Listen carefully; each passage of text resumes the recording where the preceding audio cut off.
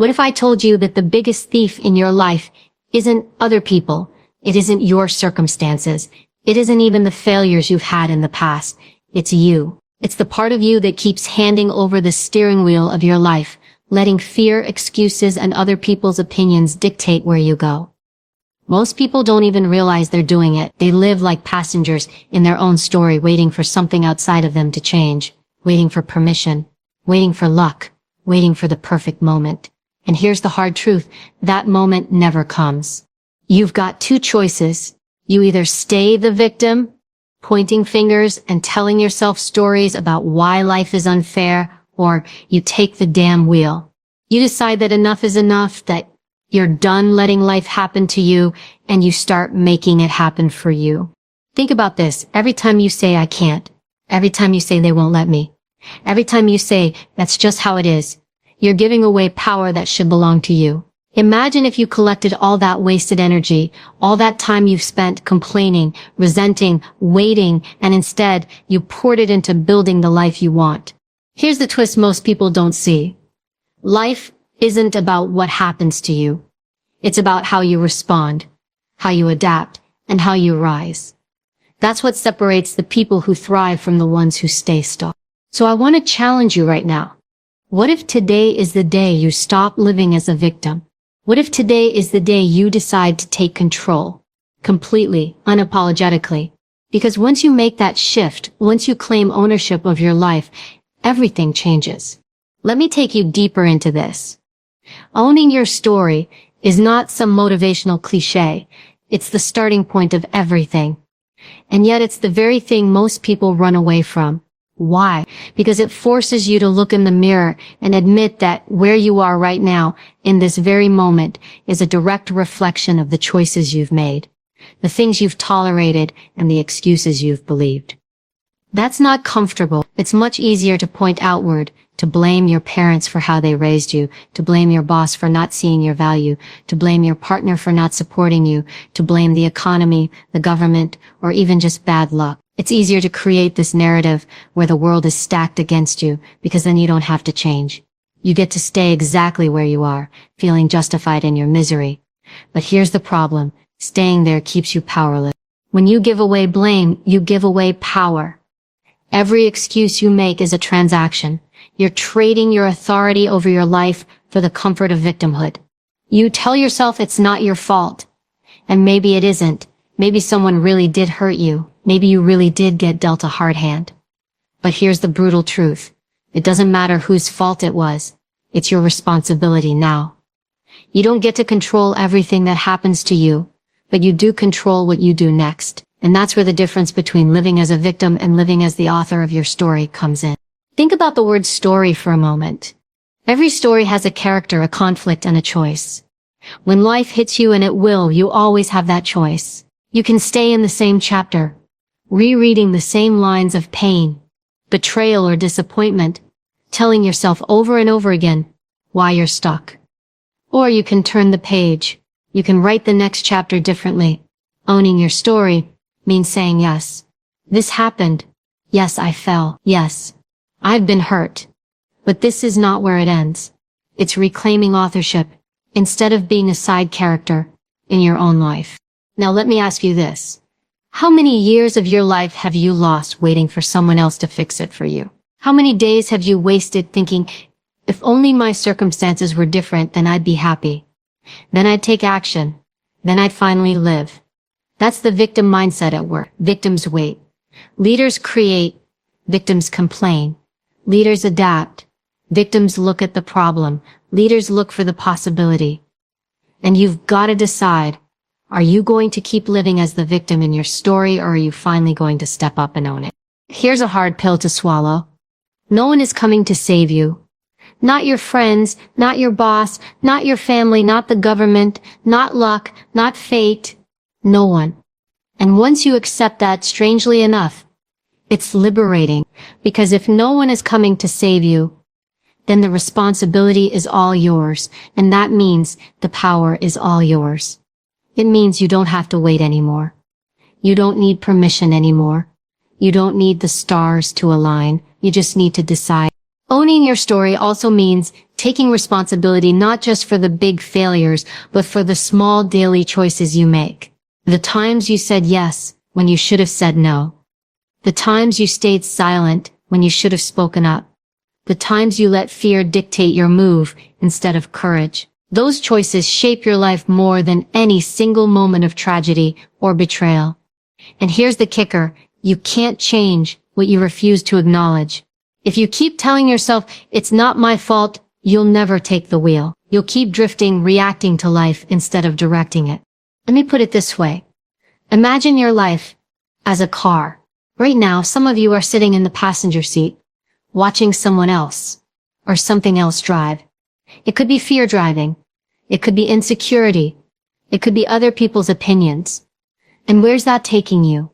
Probably down a road you don't even want to be on. Owning your story means grabbing the wheel, even if your hands are shaking, even if the road is rough, because at least then, you're in control. You decide the direction. Now let's be clear. Taking ownership doesn't mean beating yourself up or drowning in guilt. That's just another form of victimhood. Taking ownership means saying, yes, I played a role in this. Yes, I let certain things slide. Yes, I could have done better, and now I will. It's forward focus, not backward stuck. It's about accountability, not shame. And let me tell you something else. People respect the ones who own their story. There is nothing more powerful than someone who says, here's what happened to me. Here's where I messed up. Here's what I learned. And here's how I'm moving forward. That is strength. That is courage. That is leadership. Victimhood might get you sympathy, but ownership earns you respect, and more importantly, it earns you freedom. So what's the story you've been telling yourself? That you're too old? Too young? Too inexperienced? Too broken? Too late? None of that is true. Those are lies you've repeated so often you've mistaken them for facts. The truth is this, you can start over at any moment you decide. You can draw a line right now and say, that chapter is over. From this moment forward, I own my story. And the moment you do that, everything shifts. You stop waiting for the world to hand you a different life, and you start creating it yourself. You stop replaying the past and start writing the future. You stop asking, why me? And start declaring, watch me. That's the first step to taking control of your life. It's not glamorous, it's not comfortable, but it's the foundation of everything that comes next. Because until you own your story, you'll always be living in someone else's. And I don't care what your past looks like, you owe it to yourself to take the pen back and start writing the life you want. Your mind is either your greatest weapon or your greatest weakness. And most people never realize how much control they've surrendered to it. They let emotions run the show. They let fear make decisions. They let doubt, insecurity, and anger dictate how they respond to life. And then they wonder why they feel trapped, why they feel like nothing is changing. Here's the reality. If you don't master your mind, it will master you. And when it does, you will always live beneath your potential, always reacting, instead of creating, always stuck in cycles you swore you'd break. The truth is, emotions are temporary, but discipline is permanent. Feelings will rise and fall, but habits anchor you.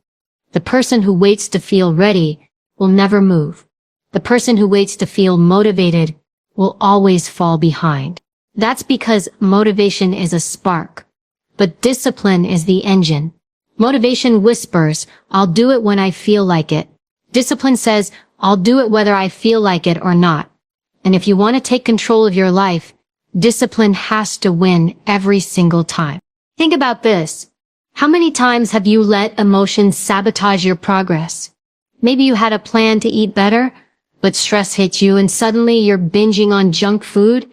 Maybe you promised yourself you'd start that project, but fear of failure crept in and you procrastinated. Maybe you were determined to stay calm, but someone triggered your anger and you exploded.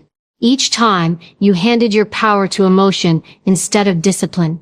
Each time you prove to yourself that your mind is in control of you instead of the other way around. And the more you do that, the more you reinforce the identity of someone who's reactive instead of resilient. Mastering your mind doesn't mean ignoring your emotions or pretending they don't exist.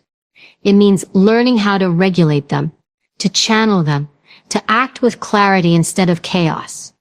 It means training your thoughts the way an athlete trains their body, because make no mistake, your brain can be conditioned. Just like muscles respond to repetition, your mind responds to practice. Every time you push back against an emotion and choose discipline, you're building mental muscle. Every time you decide, I don't feel like it, but I'll do it anyway, you're rewiring your brain to operate from strength instead of weakness. People who master their mind are not the ones who never feel fear, anger, or doubt. They're the ones who don't let those feelings drive the car. They acknowledge the emotion, but still act according to their principles. They live by decisions, not moods. And that's what separates people who build extraordinary lives from people who stay stuck in mediocrity. Now you might say, but it's hard. Of course it's hard. That's the point. Growth always demands discomfort. Discipline always feels like resistance at first, just like lifting weights does. Your mind will rebel. It will try to pull you back to the familiar comfort of laziness, procrastination, and excuses. But the more you push through, the more natural discipline becomes. Eventually, it stops being a battle and starts being who you are. You don't think twice about brushing your teeth every morning. You just do it. That's what discipline feels like once it's ingrained. Let me give you an example. Imagine two people running the same race. One wakes up and says, I don't feel like running today, but I'm disciplined, so I will. The other wakes up and says, I don't feel like running, so I won't. After one day, the difference is nothing. After 1 week, the difference is small. After 1 year, disciplined runner is faster, healthier, sharper, not just physically, but mentally. Why? Because every run was a lesson in mental toughness. Every run was a reminder that discipline beats emotion. The other person, they've trained their mind in the opposite direction. They've taught themselves that emotions dictate their choices. And now, even when they want to change, it feels impossible. Mastering your mind also requires changing the language you use with yourself. Your inner dialogue is either empowering you or destroying you. The words I can't are poison. The words I'll try are weakness. The words I will are power. When you shift the way you speak to yourself, you shift the way you see yourself. And when you change your identity, your actions follow. Tell yourself often enough that you're undisciplined, lazy, or unlucky, and you'll live that out. Tell yourself you're focused, resilient, and unstoppable, and you'll begin to align with that truth. The question you have to ask yourself is this: are you willing to be the master of your mind, or are you content being its slave? Because most people are slaves without even realizing it. They're slaves to distractions, slaves to impulses, slaves to comfort. They scroll endlessly. They numb themselves with food, alcohol, or drama. They choose what feels good now over what creates a better future. That is slavery disguised as freedom. Mastery looks different. Mastery is choosing the pain of discipline over the pain of regret. Mastery is choosing the long-term reward over the short-term high. And here's the beautiful thing. Once you start mastering your mind, everything else becomes easier. Discipline in one area leaks into others. You become more consistent in your work, more controlled in your relationships, more resilient under pressure. You stop being thrown around by every wave of emotion and start steering your ship through storms with stability. That's what true strength looks like. Not someone who never feels afraid, but someone who feels fear and moves anyway. Not someone who never feels angry, but someone who channels anger into focus and action. So here's the challenge. The next time your emotions scream at you to quit, to delay, to give in, don't listen. Stop waiting to feel like it. Stop negotiating with your excuses. Stop letting moods dictate your moves. Act first. Let the feelings catch up later. Discipline first. Emotions second. That is how you take control. That is how you stop being a victim of your mind. And that is how you begin to build a life where you are in charge. Not your impulses, not your fears, not your weaknesses. Action changes everything. You can read every book, watch every motivational video, listen to every podcast, but until you take action, nothing in your life will shift. People love to talk about their goals, their dreams, their intentions. They love to map things out, to visualize, to get inspired. But when it comes down to execution, most stop. They hesitate, they wait, and then they wonder why they're still in the same place a year, 5 years, 10 years later. The truth is simple. Progress doesn't belong to the smartest person in the room, or the one with the most resources, or even the one with the most talent. Progress belongs to the person who acts. Now, when people hear take action, they think it means massive, world-shaking moves. Quitting your job overnight, investing all your money, transforming your life in a single dramatic leap. But that's not how change usually happens. It happens in the small, consistent steps that build momentum. Think about a snowball rolling down a hill. At first it's small, almost insignificant. But as it keeps rolling, it gathers more snow, more weight, more speed. Eventually, it becomes unstoppable. Your actions work the same way. One push might feel like nothing, but repeated over time, it creates a shift so powerful you look back one day and barely recognize who you used to be. The reason so many people never move forward is because they overcomplicate action. They want the perfect plan. They want certainty. They want guarantees. And since those never arrive, they stay paralyzed. But here's the reality. Clarity doesn't come before action. It comes after. You don't need to know the whole path. You just need to take the first step. Action breeds clarity. Clarity breeds confidence. And confidence breeds momentum. The cycle only starts when you move. Think about a plane taking off. The most energy-intensive part of flight isn't cruising at 30,000 feet. It's getting off the ground. It's the thrust, the resistance, the sheer power required to break inertia. Your life works the same way. The first steps will always feel the hardest. That's why most people quit before they even begin. They mistake difficulty for impossibility. But if you push through, once you're off the ground, momentum takes over. What felt impossible at the beginning becomes automatic. Here's something powerful to remember. Consistency beats intensity every single time. You don't need to do everything at once. You don't need to run a marathon tomorrow. You just need to put your shoes on and start walking. You don't need to build $1 million business today. You just need to make one phone call, send one email, learn one new skill. Small steps done daily compound into results that look massive in hindsight. The tragedy is that people dismiss small steps because they don't feel significant. They want the fireworks, the big breakthrough, the dramatic transformation. But transformation is built quietly through relentless action that no one applauds in the moment. Ask yourself this. How many times have you told yourself, someday I'll start that business. Someday I'll get in shape. Someday I'll write that book. But someday isn't a day on the calendar. It's a trap, a way to soothe yourself while you do nothing. Action kills someday. Action turns maybe into done. Action takes the dream out of your head and puts it into the real world. And here's the truth. Your dream doesn't care how scared you are, how unprepared you feel, or how messy it looks. It only responds to what you do. And let's address fear, because that's what stops most people. Fear of failing, fear of looking foolish, fear of wasting time. But here's the irony. Inaction guarantees failure. Doing nothing guarantees you stay stuck. Taking action, even imperfect action, guarantees learning. It guarantees growth. It guarantees movement. You might stumble, yes, but stumbling forward still gets you farther than standing still. Now, relentless action doesn't mean reckless action. It's not about running around without direction. It's about deliberate, consistent steps that align with your vision. It's about asking yourself every day, what is one thing I can do right now that moves me closer to where I want to be? And then doing it, no matter how small it seems. Over time, those steps build a new identity. You stop being the person who talks about change and start being the person who creates it.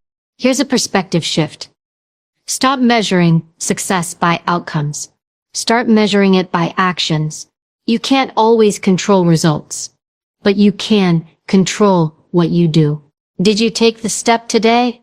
Yes or no? That's what matters. Because if you stack enough yes days, the results will follow. It's inevitable. Success is nothing more than disciplined action repeated long enough to produce a breakthrough. Let me put it another way. Imagine a faucet dripping water onto a rock. At first, nothing happens. You can watch for hours and see no change. But let it drip day after day, year after year. That steady action carves through stone. That's the power of relentless, consistent action. It doesn't look dramatic, but it shapes destiny. Too many people waste their lives waiting for motivation. They say, I'll do it when I feel ready. But here's the truth, you won't feel ready.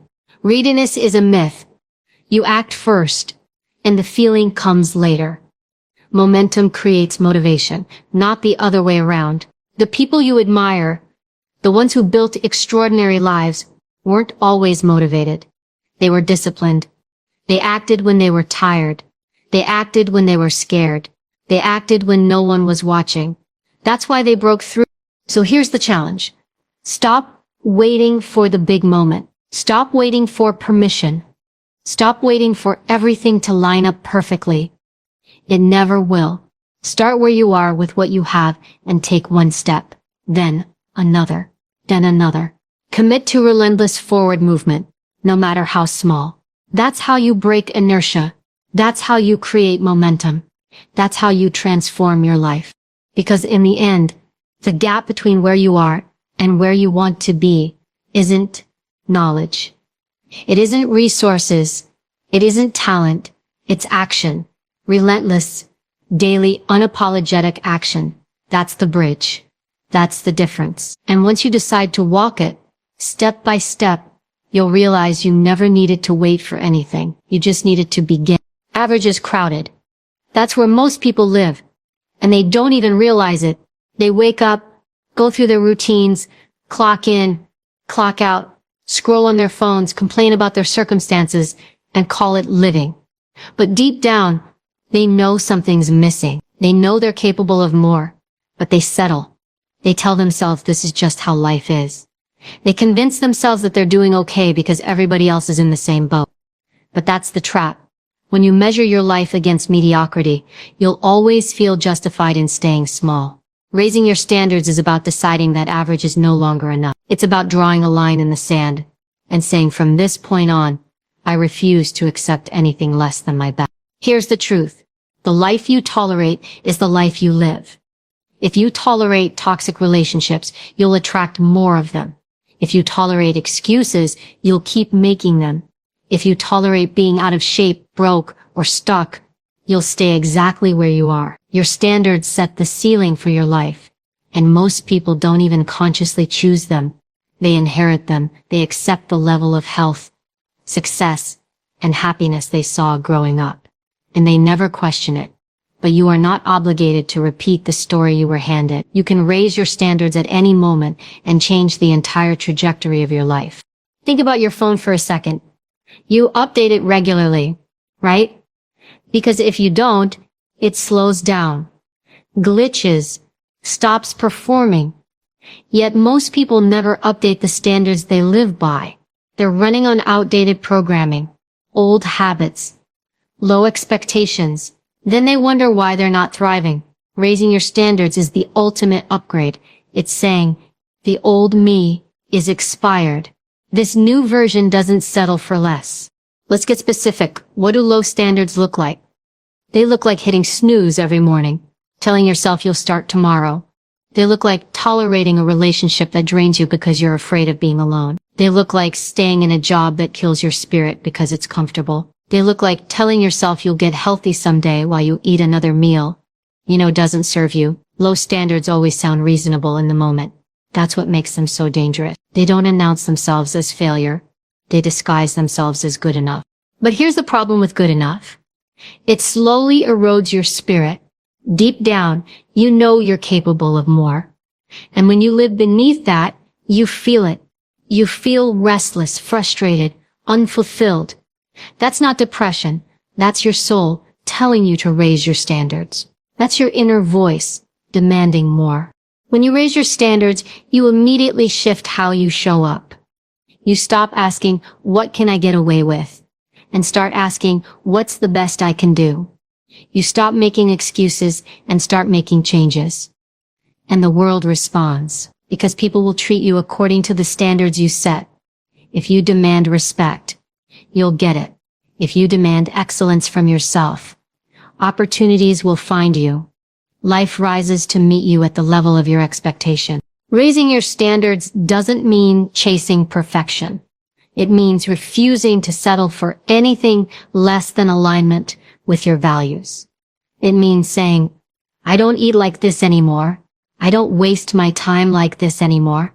I don't spend my energy on these people anymore. I don't think this way anymore. It's about drawing hard boundaries around what is and isn't acceptable in your life. And that's not selfish. It's essential. Because until you set higher standards for yourself, the world will keep feeding you scrap. Look at the people you admire, the ones you see as successful. Do you think they tolerate average? No. They demand more from themselves, even when no one is watching. They train when others sleep. They prepare when others procrastinate. They invest in growth when others waste money on distractions. Their results are simply a reflection of their standards. Now here's where people get it wrong. They think raising standards is about willpower. It's not. Willpower fades. Standards stick. When you raise your standards, you're not relying on momentary bursts of motivation.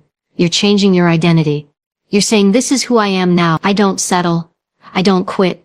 I don't lower the bar to make excuses fit. And when identity changes, behavior follows. Ask yourself right now, what have you been tolerating? Be brutally honest. Where have you been accepting less than you deserve? Maybe it's in your health. Maybe it's in your finances. Maybe it's in your relationships. Wherever it is, that's the area where your life is calling you to raise the bar. Don't overthink it. Pick one standard and elevate it today. If you've been hitting snooze, commit to waking up the first time your alarm rings. If you've been feeding your body garbage, commit to fueling it with real food. If you've been surrounded by negativity, commit to cutting out one toxic influence. Small upgrades lead to massive transformation. The moment you raise your standards, you change the rules of the game. You stop settling for what's available and start demanding what's possible. You stop living like life is happening to you and start living like you're in charge. And yes, it will feel uncomfortable at first. People might push back. They might call you too much or too intense. That's fine. That's what happens when you stop playing small. The people who want you average will resist. But the people who are meant to walk with you will rise with you. Average is safe, but it's suffocating. Excellence is hard, but it's liberating. And once you experience the freedom of living by higher standards, you'll never want to go back. You'll look at the version of yourself who settled and wonder how you ever tolerated it. Because raising your standards doesn't just change what you do, it changes who you are. It reshapes your identity, your confidence, your entire life. So here's the challenge. Stop living at the level of good enough. Stop settling for average just because it's comfortable. Decide right now that you're raising the bar. Decide that from this moment forward, you're going to demand more from yourself in every area. Your health, your mindset, your work, your relationships. Because the life you want will never come from average effort. It will only come from a higher standard. And that standard is yours to set. Most people drift through life like passengers on a bus. They never chose to board. They sit by the window staring out, watching the scenery go by, hoping the ride takes them somewhere better. But they don't ask, who's driving? They don't question the direction. They just assume life will eventually deliver them where they're meant to be. And then years later, they wake up and realize the bus didn't take them anywhere they wanted to go. That's what happens when you live as a passenger. You end up somewhere by default instead of by design.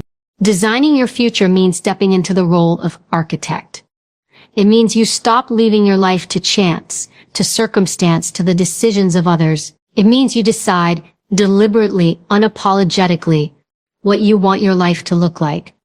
And then you align every choice, every habit, every relationship, every environment to match that vision. That's what powerful people do. They don't just accept life as it is. They shape it. Now let's be clear. Being the architect doesn't mean you control every single detail. Life will throw you curveballs. There will be storms, setbacks, and detours. But when you have a design, when you have a blueprint, you know where you're headed. You can adjust, adapt, and rebuild if necessary. But you never lose sight of the bigger vision. Without a design, every setback feels like the end. With a design, every setback is just a redesign. That difference is everything. Ask yourself this. What do you really want your life to look like? Not what your parents wanted. Not what society told you to want. Not what your friends are chasing. You. What do you want? Most people can't answer that question clearly. They have vague ideas. I want to be successful. I want to be happy. I want freedom. But vague goals create vague results. Architects don't say, I want a building that looks nice. They create blueprints down to the last detail. They see the shape, the structure, the foundation before it even exists. That's how you need to approach your life, with clarity, precision, and intention. And don't confuse clarity with perfection. You don't need to know every detail right now. You just need a direction.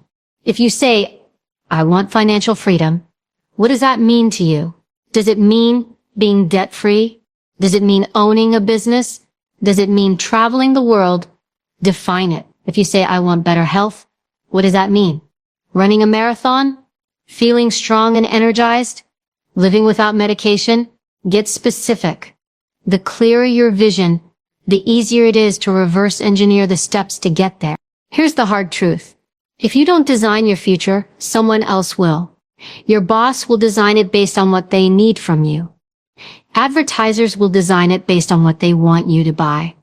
Society will design it based on what keeps you comfortable and compliant. You'll spend your life following someone else's blueprint instead of building your own. And the tragedy is, most people don't realize this until it's too late. Being the architect of your future requires boundaries. You can't say yes to everything and everyone. You can't let toxic people, distractions, and old habits sabotage the structure you're building. Think of boundaries as the walls of your design. They protect what's inside. Without them, your vision collapses under outside pressure. That means saying no more often, no to the parties that drain you, no to the relationships that pull you down, no to the habits that waste your time.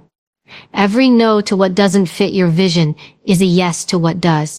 It also requires patience.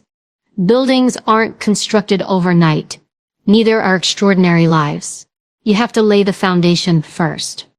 That means doing the unglamorous work, the daily habits no one sees. You can't skip the groundwork and expect the structure to last. Too many people want the skyscraper lifestyle without pouring the concrete base. But if your foundation is weak, the moment life tests you, the whole thing collapses. Another truth about being the architect, you're never done. Even when the building is complete, maintenance is required. You'll need to adjust, remodel, improve. That's how your life works too. The vision you create today might evolve. That's not failure, it's growth. Architects don't panic when the client wants changes. They adapt the design.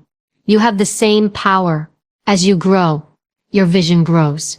And that's exactly how it should be. Let's talk about fear, because this is where most people stop designing their future. They say, what if I fail? What if I'm wrong? What if it doesn't work out? But let me ask you this. What's the alternative? To not design at all. To keep drifting. That's the only true failure, ending up with a life you never wanted because you were too scared to design the one you did. Fear is normal, but fear doesn't get to hold the pen. You do. Designing your future also requires belief. You can't build what you don't believe is possible. If you tell yourself that's not for people like me, or I could never do that, you've killed the vision before it even begins. Every great achievement in history started as a design in someone's mind. Every business, every invention, every work of art, every movement, it all began with a blueprint no one else could see. You have that same power. Don't let limited belief systems convince you otherwise. So here's the challenge. Stop being a passenger.